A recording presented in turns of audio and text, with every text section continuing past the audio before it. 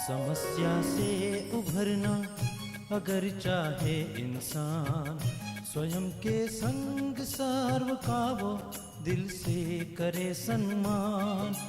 कहता है ये समाधान समाधान समाधान। समस्या से उभरना अगर चाहे इंसान, स्वयं के संग सर्व का वो दिल से करे सम्मान। कहता है ये समाधान समाधान समाधान समाधान समाधान समाधान।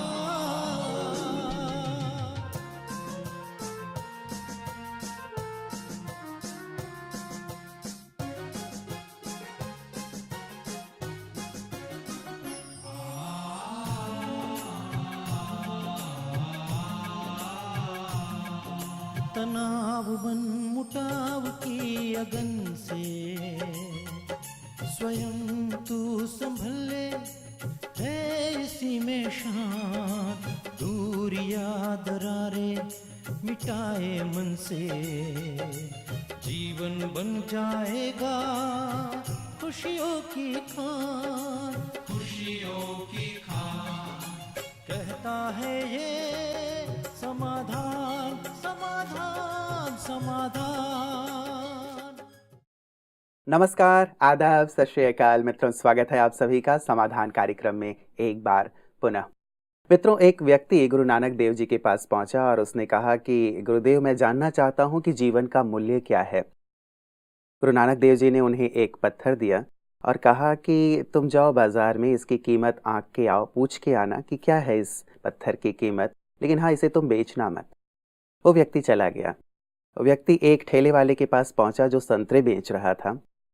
उस व्यक्ति ने दिखाया ये जो स्टोन दिया था गुरु नानक देव जी ने, कहा कि बताओ इसकी कीमत क्या होगी, या ये मैं तुम्हें देता हूँ तो तुम इसके बदले मुझे क्या दे सकते हो। तो संतरे वाले ने कहा कि चमकीला था वो पत्थर। कहा ठीक है, तुम इसे मेरे पास दे सकते हो, लेकिन इसके बदले मैं केवल तुम्हें 12 संतरे दूंगा, इससे ज़्यादा नहीं दे सकता। वो व्यक्ति आगे चला गया, एक सब्जी वाले के पास गया। उस सब्जी वाले को दिखाया कि इस पत्थर की कीमत क्या होगी। उसने कहा इस पत्थर की कीमत 1 बोरे आलू के समान होगी, तुम 1 बोरा आलू ले जाओ, ये पत्थर तुम मुझे दे सकते हो। लेकिन व्यक्ति ने कहा कि नहीं, मेरे गुरुदेव ने इसे बेचने के लिए मना किया है, बस मैं इसकी कीमत जानना चाहता हूँ। एक सुनार की दुकान में पहुंचा, सुनार ने उसे देखा। सुनार ने कहा कि मैं इस पत्थर के तुम्हें 50 लाख दे सकता हूँ। लेकिन व्यक्ति, चूंकि उसे बेचना नहीं था, बस कीमत जाननी थी, वो व्यक्ति आगे जाने लगा। लेकिन सुनार ने कहा कि चलो मैं तुम्हें 2 करोड़ दे दूंगा, लेकिन ये पत्थर तुम मुझे दे दो। लेकिन व्यक्ति चला गया। एक जौहरी के पास जब वो गया, जो हीरे की परख रखता था, उस जौहरी ने जब वो देखा तो उसने एक लाल सा एक चादर बिछाया, उसके ऊपर उस पत्थर को रखा और अपना सिर झुकाया और कहा कि ये बेशकीमती जो रूबी है वो तुम्हें कहाँ से प्राप्त हुआ। तो उसने सारी बातें बताई कि गुरु नानक देव जी ने ये मुझे दिया है। तो उस जौहरी ने कहा कि इस रूबी की कीमत हो ही नहीं सकती, मतलब ये बेशकीमती है। व्यक्ति वापस लौट के गया और सारी जो भी बातें हुई थी गुरु नानक देव जी को उन्होंने बताया और कहा कि लेकिन ये जो मैंने प्रश्न किया था गुरुदेव, उसके उत्तर से ये कैसे जुड़ा हुआ है कि जीवन का मूल्य क्या है। तब गुरु नानक देव जी ने कहा कि देखो, जीवन के मूल्य को हर एक व्यक्ति अपने अपनी सोच, अपने अपने कर्म के आधार पे ही निर्धारित करता है। किसने जीवन को क्या समझा है। कोई ये समझता है कि केवल खाने पीने सोने का नाम ही जीवन है, उसके लिए शायद ये 12 संतरे या 1 बोरी आलू के समान ही है ये जीवन। लेकिन जो ये समझता है कि ये जीवन प्रभु की अमूल्य उपहार है और इसे मुझे परमात्मा की याद में और साथ ही मानवता की सेवा में लगाना है, वही व्यक्ति वास्तव में इस जीवन की वास्तविक कीमत को आंकता है और वही संसार के जाने के बाद भी लोग उसे याद रखते हैं। ये है वास्तव में जीवन का मूल्य। हर एक जी रहा है, लेकिन जिस ढंग से वो जी रहा है उसकी स्टाइल अलग अलग है। इसीलिए तुम अपने जीवन को बेहतरीन और बेशकीमती बना सकते हो यदि तुम मानवता की सेवा में इसे लगाते हो तो। बहुत ही सुंदर जीवन के मूल्य को बताने वाली प्रेरक कथा थी मित्रों, जो गुरु नानक देव जी ने उस व्यक्ति को बताई। आप भी इस पर विचार कीजिएगा। ऐसे सुंदर प्रसंग के साथ, कथा के साथ आज के समाधान की शुरुआत करते हैं। भ्राता जी, बहुत बहुत स्वागत है आपका। Thank you. जीवन के मूल्य के लिए भ्राता जी, अलग अलग लोग अलग अलग नजरिए से इसे देखते हैं, अलग अलग ढंग से अपने अपने ढंग से जीते हैं, लेकिन बेहतरीन ढंग क्या हो ये गुरु नानक देव जी ने कह दिया। देखिए, इस शरीर की बहुत वैल्यू है। जी। किसी ने कहा 1 करोड़ देता हूँ, एक दायां हाथ आप मुझे दे दो। उसने कहा कैसे दे दूंगा, दायां हाथ दे दो तुम 1 करोड़ में। किसी ने कहा दांतों की कीमत तो 10,000 रुपये है, 10 लाख रुपए है, कि आंखों की कीमत आंखी। ये तो देह है, लेकिन जब इसमें आत्मा विद्यमान है, विराजमान है, तो ये जीवन सचमुच बहुमूल्य है।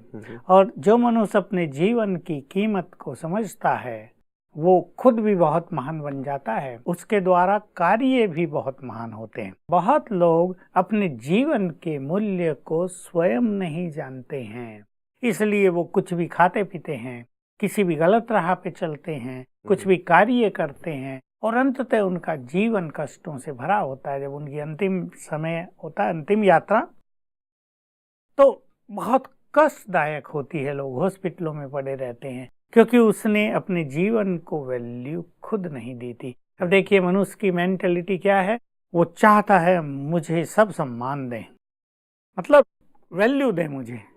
लेकिन जब मनुष्य स्वयं के जीवन को स्वयं ही वैल्यू नहीं दे रहा है, तो दूसरे उसे वैल्यू कैसे देंगे। ये बात हम सबके साथ बहुत सुंदर ढंग से घटित हुई जब भगवान इस सृष्टि पर आए, धरा पर अवतरित हुए।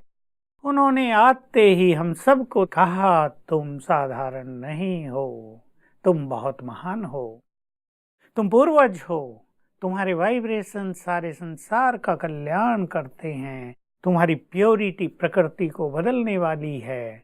हमें महत्व दिलाया हमारी प्योरिटी का, हमारे एक एक विचार का, हमारे एक एक सेकंड का, अर्थात हमारे जीवन का। और जिन्होंने ये चीज स्वीकार कर ली, रियलाइज कर ली, उनका जीवन सचमुच महान बन गया। ऐसे हमारे यहाँ बहुत सारे लोग हैं, हजारों हैं। तो ये बिल्कुल सत्य बात है कि मनुष्य को अपने जीवन को खुद वैल्यू देनी चाहिए। मैं एक छोटा सा उदाहरण दूं। मान लो एक विद्यार्थी है, उसको अपने जीवन की वैल्यू है कि मैं 11वीं क्लास में हूँ, 12वीं क्लास में हूँ। अगर वो देखिए अपने उस समय को वैल्यू दे रहा है तो बहुत कुछ कर लेगा। एक व्यक्ति, एक लड़का बीटेक कर रहा है, उसको वैल्यू है कि मेरे अच्छे मार्क्स आ जाने चाहिए, 85%, तो मैं आगे बहुत अच्छा कर सकूंगा, सहज कंपनियां मुझे ले जाएंगी। वो महत्व देता है, अपने जीवन के महत्व को समझता है, अपने समय के महत्व को भी समझता है। उसे पता है जीवन में तभी आनंद होगा जब मैं यहाँ इस समय को महत्व देकर अच्छी स्टडी करूंगा। अगर हर मनुष्य इस पे गौर करे, जीवन बहुत मूल्यवान है, इसको यूं ही नहीं व्यतीत कर देना चाहिए। इसकी कीमत तो इन सब चीजों में आंकी ही नहीं जा सकती, न डॉलर में, न सोने में, न हीरो में। उन सब से अधिक कीमती है ये। तो सचमुच हमारा देश, हमारा संसार स्वर्ण तुल्य बन जाए। बिल्कुल, मतलब अपने जीवन के महत्व को सही सही ढंग से समझा जाए। लेकिन भ्राता जी, अलग अलग लोग अलग अलग ढंग से क्यों इस चीज को देखते हैं? वही बात जो उस कीमती पत्थर को देखकर सब्जी वाले ने उसका मूल्य आंका जी, और आलू वाले ने भी आंका, और संतरे वाले ने भी, और सुनार ने भी, और फिर जवाहरी ने भी। तो देखिए, एक महान व्यक्ति संसार में हुए। मान लो जीसस आए, 5 शिष्य थे उनके। अब उनमें से किसी ने तो उस महान पुरुष की वैल्यू को ठीक ठीक समझा, किसी ने नहीं समझा, धोखा दिया ना। महात्मा बुद्ध के साथ भी उसके कुछ शिष्य थे, 4 या 5। उनमें से कुछ ने उसके वैल्यू को समझा, कुछ ने नहीं समझा। हर महान व्यक्ति के साथ ये होता है कि उसके महत्व को कुछ लोग जान पाते हैं, कुछ नहीं जान पाते हैं। दूसरे के महत्व को समझने के लिए या अपने जीवन के महत्व को जानने के लिए भी एक श्रेष्ठ बुद्धि का होना आवश्यक है। जिसके पास वो श्रेष्ठ बुद्धि है, वो अपने जीवन के महत्व को या किसी महान व्यक्ति के जीवन के महत्व को अच्छी तरह समझ सकता है। अन्यथा अपनी अपनी बुद्धि अनुसार हर व्यक्ति इसकी कीमत आंक रहा है। बिल्कुल। तो क्या ये वैसे ही चलते रहेंगे? जीवन के प्रति उनका नजरिया वही रहेगा, महापुरुषों के लिए भी नजरिया वही रहेगा, या फिर कोई परिवर्तन लाया जा सकता है? बिल्कुल, इसके लिए ईश्वरीय ज्ञान की उन्हें जरूरत होती है। और योग अभ्यास से मनुष्य की बुद्धि डिवाइन बनती है। उसमें वो सूक्ष्म शक्तियां जागृत हो जाती हैं जो उसके अंदर छुपी हुई हैं, जो दबी हुई हैं, और जिनके अभाव से कोई भी मनुष्य एक अच्छी चीज को अच्छी दृष्टि से नहीं देख पाता है। जिसके अभाव से मनुष्य अपने जीवन को भी यथार्थ वैल्यू नहीं दे पाता है। तो ये सत्य है कि हम ईश्वरीय ज्ञान के द्वारा अपनी बुद्धि का विकास कर सकते हैं, स्वमान के द्वारा उसकी सोई हुई शक्तियों को जागृत कर सकते हैं। भ्राता जी, जो व्यक्ति जहाँ पे भी है, चाहे वो गरीब है, वो अमीर है, संसार के किसी भी कोने में है, देश के किसी भी कोने में है, कोई भी व्यवसाय कर रहा है, किसी भी फील्ड में है, हर एक व्यक्ति जहाँ रहता है वो वहीं रम जाता है। उसकी एक परिधि सी बन जाती है, वो उससे बाहर नहीं सोच पाता, शायद वही उसके लिए जीवन हो जाता है। आपको क्या लगता है कि क्या उस परिधि के अंतर्गत ही वो रहे, वही उसका जीवन है, या सचमुच हर एक को अपने उस फील्ड से बाहर निकल के कुछ सोचना चाहिए ताकि जीवन के लिए सही सही दृष्टि वो प्राप्त देखिए, कर एक सके? मजदूर का परिवार है, जी जी। अब उसमें 3 लोग काम करते हैं, उन्हें मान लो रोज का 100 रुपया मिलता है, तो वो ये सोचते हैं कि 100 की बजाय अगर 150 मिलने लगे तो वाह, बड़ा अच्छा हो जाए, हमारी तीनों की कमाई में 150 रुपये वृद्धि हो जाए, हम और अच्छे हो जाएंगे। उसका दायरा उतना ही है। देखिए, एक स्टूडेंट है, वो जिस क्लास में पढ़ रहा है उसमें जितने मार्क्स उसे लेने हैं या आते हैं, या वो किसी कंपटीशन में है, वो उसका दायरा है। एक बिजनेसमैन का दायरा कुछ का लाख का है, कुछ का करोड़ का है, कुछ का उसके भी आगे का है। एक इंडस्ट्रियलिस्ट का अपना दायरा होता है।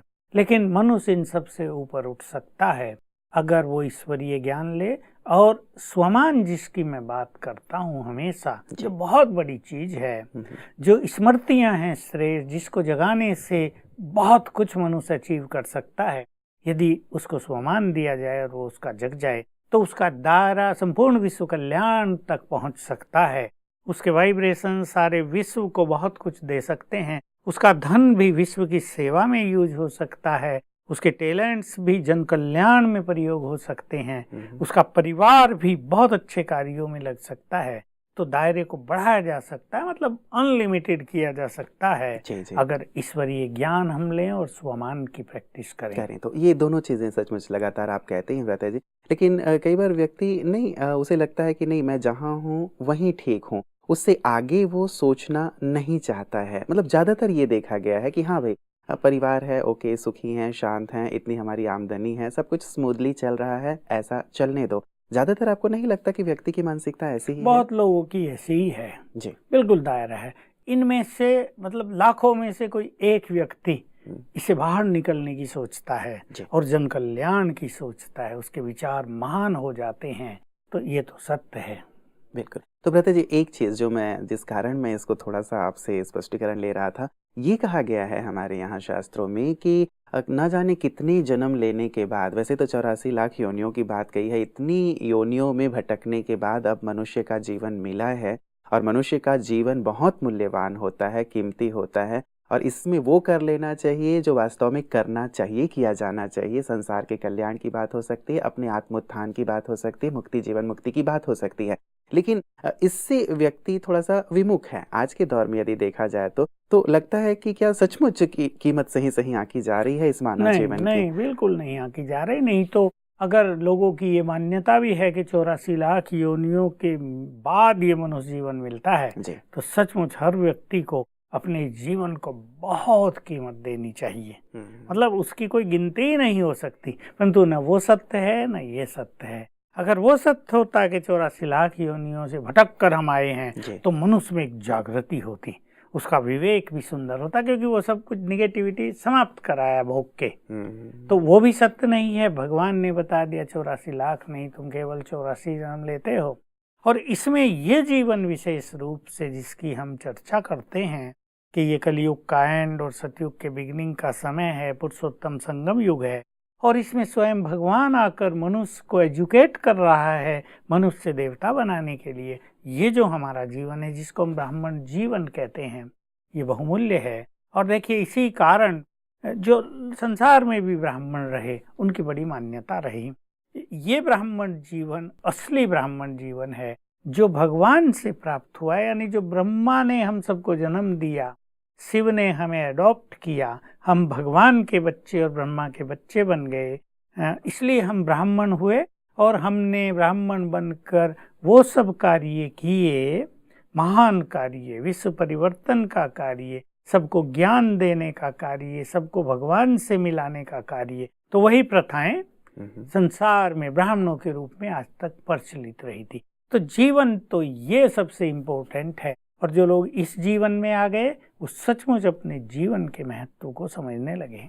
तो सार में क्या कहेंगे भ्राता जी, यदि सारी मानव जाति को या सभी मनुष्यों को जो मनुष्य के तन में है, सर्वोच्च लक्ष्य ये है, सर्वोच्च उद्देश्य ये है और इसके लिए सबको प्रयास और पुरुषार्थ करना चाहिए? देखिए, जो फाइनल बात है जो शास्त्रों से भी आ रही है कि मनुष्य को मुक्ति के लिए प्रयास करना चाहिए, लेकिन मुक्ति से पहले इस जीवन में संपूर्ण सफल होना है, जीवन को निर्विघ्न सुख शांति में व्यतीत करना है, अपने को बहुत शक्तिशाली बनाना है, अपने को संपूर्ण रूप से पावन बना देना है।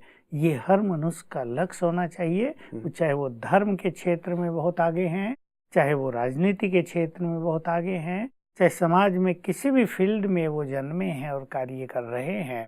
ये चीज़ें, पावन बनना, स्वयं को शक्तिशाली बनाना, सफलता के मार्ग पे चलना, निगेटिविटी का मार्ग छोड़ देना, घर घर में सुख शांति प्रेम और संतोष का माहौल बना देना, ये जन जन का फाइनल लक्ष्य होना चाहिए। तो क्या इसके लिए भ्राता जी संन्यास की आवश्यकता होगी, सब कुछ छोड़ देने की आवश्यकता होगी, गेरुए वस्त्र धारण कर लेने की जरूरत होगी, या वहाँ रह के ही हमें ये करना होगा? नहीं, हमने चर्चा की हर परिवार को ऐसा बनाना है। संन्यास की बात हमने नहीं की, संन्यास को भी ऐसा ही बनना चाहिए। जो लोग संन्यास ले चुके हैं जी, जिन्होंने ग्रह त्याग कर दिया, लेकिन जिनका लक्ष्य सचमुच मुक्ति प्राप्त करना था और है, उन्हें ईश्वरीय ज्ञान के द्वारा अपने को मनोविकारों से मुक्त करना चाहिए। उन्हें अपने मन को पॉजिटिव करके उसको पूर्ण रूप से सशक्त कर देना चाहिए, क्योंकि एक शक्तिशाली मन ही निसंकल्प हो सकता है। जब तक मन निसंकल्प स्थिति में नहीं आया तो मुक्ति कभी प्राप्त नहीं हो सकती। उन्हें अपने कर्मों को भी बहुत महान बनाना पड़ेगा और सच्चे अर्थों में त्यागी बनना पड़ेगा। त्यागी और वैरागी, देखिए, एक सन्यासी का मूल लक्षण जो उसकी पहचान है वो त्याग और वैराग्य से होती है। ये उन्हें अपनाना चाहिए। जी जी जी। भ्राता जी, एक विशेष बात आज के यदि हर एक घर परिवार को देखा जाए तो व्यक्ति उसमें बहुत ज़्यादा उलझा हुआ है। यदि इस सर्वोच्च लक्ष्य की जिसकी बात हम कर रहे हैं कि जीवन का ध्येय ये है, वहाँ रहते हुए ही उसे अचीव करना है, तो आपको क्या लगता है कितना वक्त वो अपने आत्मचिंतन या परमात्म चिंतन या आध्यात्म के लिए दे, तो ये जो लक्ष्य है जीवन का उसे वो अचीव कर सकता है? रोज ही उसे 1 घंटा सवेरे 1 घंटा शाम ये समय सहज रूप से देना चाहिए। बाकी कार्य अपने करने चाहिए नियमित रूप से जो कर रहे हैं। और हम जो कुछ सिखाते हैं और जो भगवान ने हमें सिखाया है कि कर्म करते हुए ही कुछ अच्छे अभ्यास किए जा सकते हैं, क्योंकि जब मनुष्य कर्म करता है कुछ तो वो सोचता ही है जी। अपनी सोच को अगर वो बदल देता है तो कर्म उसकी सुंदर साधना बन जाती है। बिल्कुल, मतलब घर में रहते हुए भी ये कार्य किया जा सकता है। चलिए भ्राता जी, मैं आपको मेल की ओर लिए चलता हूँ। जीवन की बड़ी ही गूढ़ बातों पे चर्चा हुई है, लेकिन वही जीवन की कुछ समस्याएं रहती हैं लोगों की। ये ऐश्वर्या जैन जी हैं भ्राता जी, ये कहती हैं कि मैं 22 साल की हूँ, मुंबई की हूँ और 4 वर्ष हो गए हैं मुझे विद्यालय से जुड़े हुए। मैंने एक कंपनी अभी शुरू की है, लेकिन जब से मैंने वो शुरू की है मुझे बहुत सारे चैलेंजेस फेस करने पड़ रहे हैं और साथ ही साथ उसे हैंडल करना कई बार मुझे थोड़ा सा कठिन लगने लगा है, कई बार स्ट्रेस हो जाता है। और साथ ही जो बिज़नेस मैंने शुरू किया है वैसा ही एक बिज़नेस अभी साथ में ही लग के किसी और ने शुरू कर दिया है, तो और ज़्यादा चिंता हो गई है कि क्या मैं कम्पीट कर पाऊँगी या नहीं कर पाऊँगी। मैं कैसे अपनी इस स्थिति से बाहर आऊँ, कैसे मैं संपूर्ण रूप से सफल हो पाऊँ। कई बार विश्वास तो रहता है कि ठीक है मैं ठीक कर लूँगी, लेकिन कई बार मन विचलित हो जाता है क्योंकि एक बड़ी रिस्पॉन्सिबिलिटी मैंने खुद के ऊपर ले ली है। कृपया मुझे सही राह बताएं। ऐश्वर्या हैं, मुंबई से, 22 साल की हैं। काफ़ी कम उम्र में इन्होंने बड़ा चैलेंजेस स्वीकार कर लिया है जी। जरूर इन्होंने इस तरह की एजुकेशन भी ली होगी या इनके परिवारों का बैकग्राउंड इस तरह का रहा होगा। फिर भी थोड़ा मैच्योरिटी के बाद ही ये सब करना चाहिए। पहले इन्हें किसी कंपनी में कार्य करके अनुभव प्राप्त करना चाहिए था ताकि मैच्योरिटी आ जाए। फिर भी अब इन्होंने एक कार्य शुरू कर ही दिया है। तो पहली बात मैं कहूँगा जो कंपटीशन की बात इनके साथ है, दूसरे ने इनके साथ ही ऐसा कार्य शुरू कर दिया है, उसमें ये ज़्यादा परेशान ना हो। सबका अपना अपना काम है, सब अच्छे ढंग से आगे बढ़ते हैं, सबका अपना अपना भाग्य है, वो भी आगे बढ़ेंगे और ये भी आगे बढ़ेगी। इन विचारों से ये अपने मन को निर्बल न करें। अन्यथा क्या होता है, बार बार वही सोचने से मन की शक्ति क्षीण होने लगती है और उसका इफेक्ट कार्य की कुशलता पर सीधा सीधा दिखाई देगा जी। इसलिए ये अपने कार्य में फोकस करे। इसके जरूर कुछ साथी होंगे, अपनी टीम को बहुत ही मजबूत करे, लविंग करे, ऐसा हो जाए कि वो टीम एक फैमिली बन जाए और सबको लगे कि ये मेरी कंपनी है, मुझे हर कार्य को सफल करना है। ये तो इन्हें फिर ग्राउंड लेवल पे करने पड़ेंगे ये सब कार्य। इरिटेट इनको बिल्कुल नहीं होना है, क्योंकि कार्य कोई भी हम शुरू करते हैं तो बहुत पीसफुल्ली, बहुत लवफुल्ली अपने साथियों को साथ लेकर, बल्कि उनसे राय विचार विमर्श करके करेंगे तो सब और अच्छे कोऑपरेटिव हो जाते हैं। इसमें उन्हें अप्रिशिएट भी करें, उमंग भी दिलाएं, लेकिन ये अपने अंदर स्पिरिचुअल एनर्जी भरें। अब सवेरे उठकर बहुत अच्छे अभ्यास करें और जो हम सबकॉन्शियस माइंड की प्रैक्टिस सिखाते हैं, अपनी कंपनी के लिए एक सुंदर विजन बना लें, 6 मास का, 1 साल का या 2 साल का, 3 साल का एक फाइनल विजन भी बनाएं और उसको भले ही 6 मास के एक विजन में डिवाइड कर दें और बिल्कुल देखें, कॉन्फिडेंट हो जाएं कि यहाँ हम पहुँचेंगे, हम उस फील्ड में काम कर रहे हैं, हमारी ये पोजीशन हो जाएगी, मैं वहाँ बैठी हूँ। विजन विद कॉन्फिडेंस, इसका बड़ा महत्व है। इसको लोग ड्रीम्स भी कहते हैं। और इसके साथ साथ ये याद रखना है कि ये विजन्स तभी सफल होते हैं, तभी हमें मिलते हैं जब हमारे पास बहुत अच्छी स्पिरिचुअल पावर हो। लोग इसके लिए टैलेंट्स जो उस फील्ड के लिए आवश्यक हैं वो तो इसका ध्यान तो ये रखते ही होंगे, लेकिन अपनी स्पिरिचुअल पावर को बहुत बढ़ाना है। Power of mind, purity of mind, 2 चीज़ हम कह दें। इससे हमारी बुद्धि बहुत शांत रहेगी और ठीक दिशा में ठीक काम करती रहेगी।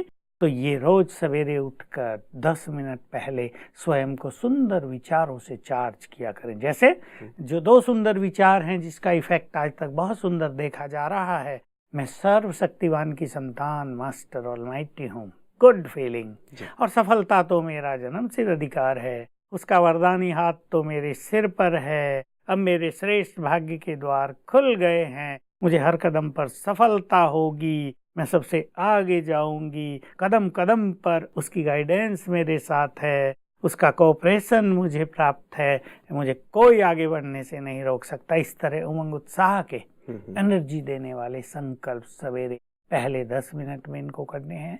और ऐसे ही उसी टाइम 1 घंटा ये अच्छा राजयोग मेडिटेशन कर लें।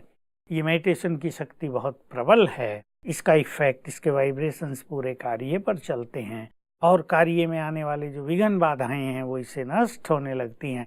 ऐसा ये करें तो बिल्कुल इन्हें कोई नहीं रोक पाएगा। बिल्कुल, मतलब घबराने की जरूरत नहीं है। अदरवाइज होता ये है कि शुरुआत हमने भी की और बगल में एक पड़ोसी भी आके वही काम शुरू कर देता है। और उनकी आयु भी छोटी है ना, बड़ी बात ये है। लेकिन एक अच्छी बात है व्रता जी की 4 साल से विद्यालय से जुड़ी हैं, तो जो आपने प्रैक्टिसेस बताए हैं वो निश्चित रूप से करेंगे और सफलता मिलेगी। तब तो इनके साथ बड़ा क्या, सबसे बड़ा है सुप्रीम पावर है, जिसके साथ होने के बाद और किसी के साथ की जरूरत नहीं पड़ती, वो इन्हें साथ दे रहा है, देगा, तो सब कार्य सफल होगा। बिल्कुल, चलिए हमारी भी शुभकामना रहेगी व्रता जी। ऐश्वर्या के लिए ये अच्छा गर्व की भी बात है कि हमारे देश की जो न्यू जनरेशन है, बड़ी बड़ी रिस्पॉन्सिबिलिटी बचपन से ये इनके बहुत बड़े साहस की बात है और डेफिनेटली हम इनको अप्रिशिएट करते हैं। जी, हमारी भी शुभकामना इनके लिए रहेगी व्रता जी। और आज के सुंदर प्रकाश के लिए आपका बहुत बहुत शुक्रिया।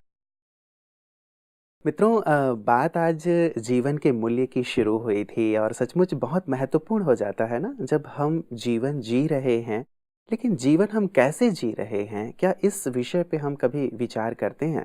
जब मैं थोड़े से यंग एज में आया तो मैं देखा करता था, कोल्हू के बैल को आपने भी देखा होगा।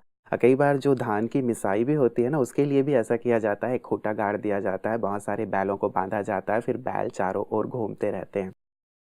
मुझे ऐसा लगता था कि क्या आज हमारा जीवन कोल्हू के बैल की तरह नहीं हो गया है?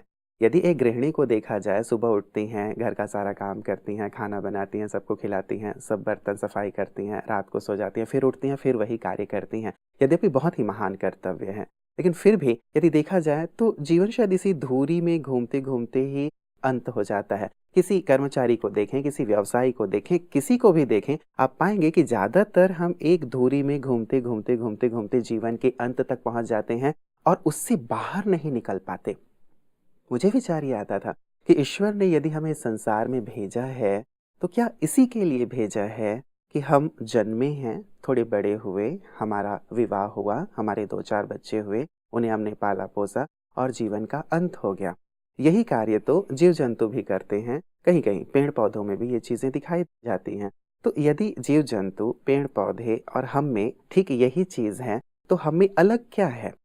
यदि हम इंसान हैं तो कुछ तो अलग होना चाहिए, जिसे हम कहते हैं कि हम समाज के लिए, संसार के लिए कुछ करके जाएं, कुछ ऐसा जिससे हम जीवन को भी समझ पाएं, अपने आप को भी समझ पाएं, संसार को समझ पाएं और इसे कुछ दे के जाएं। बहुत ही गहन बात है ना। आप भी विचार कीजिएगा कि हम अपने जीवन को कैसे जी रहे हैं, कैसे जिया जा सकता है, कैसे जीना चाहिए और इसका सर्वोच्च उद्देश्य क्या होना चाहिए, उसके लिए क्या मुझे कुछ प्रयास, कुछ पुरुषार्थ करना चाहिए। बहुत ही गहन और सुंदर विषय है मित्रों, चिंतन का विषय है। इस पर चिंतन अवश्य कीजिएगा। कल पुनः आपसे इसी शो में इसी समय मुलाकात होगी। तब तक अपना ख्याल रखिएगा। नमस्कार। धैर्य और दृढ़ मनोबल से कर दे तू पल भर में मुश्किलें आसान, कथनी समकरनी के पावन जल से स्वर्ग बन जाएगा सारा ये जहान, सारा ये जहान कहता है ये समाधान, समाधान।